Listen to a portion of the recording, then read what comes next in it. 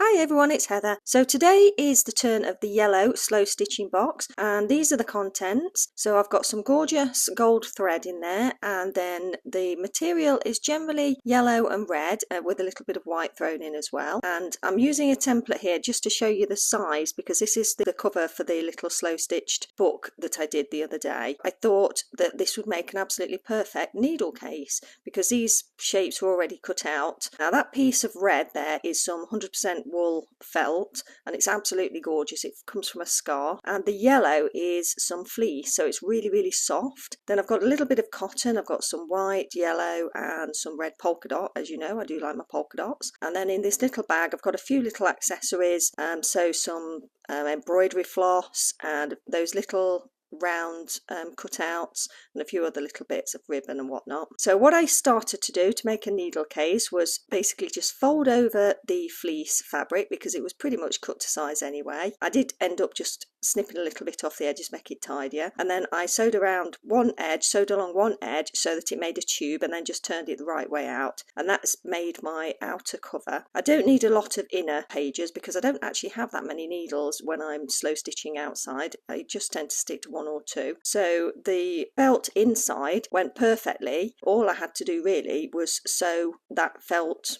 straight down the middle, and then it made the perfect pages.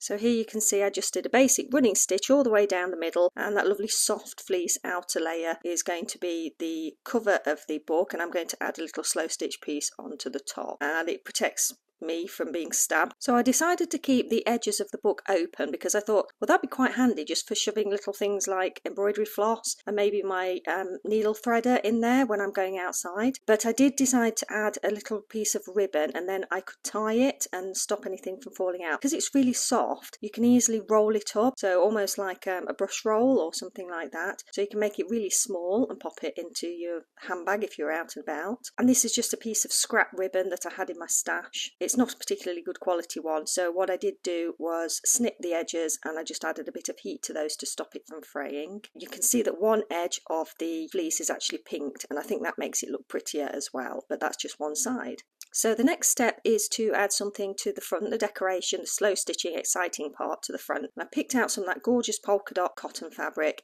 and added it onto the piece of batting.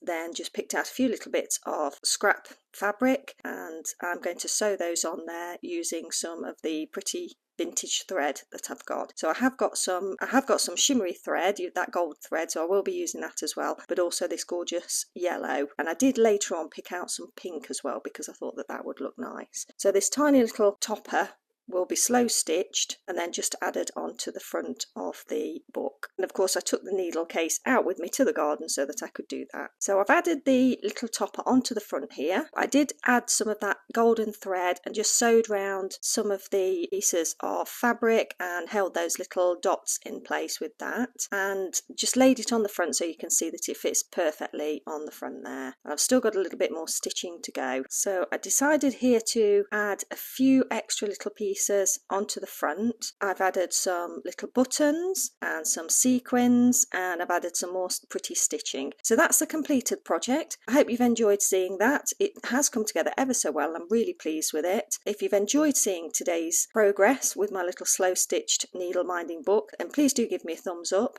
But you can see that I've got absolutely loads of the contents of the box left, so I'm not entirely sure what I'm going to do with the rest of it. Once I've used a colour combination, I have to say I'm a little bit bored with it. I don't really want to go back to it straight away, so what I might do is empty all of those boxes and put something else in. I look forward to seeing you in the next video. Take care, bye!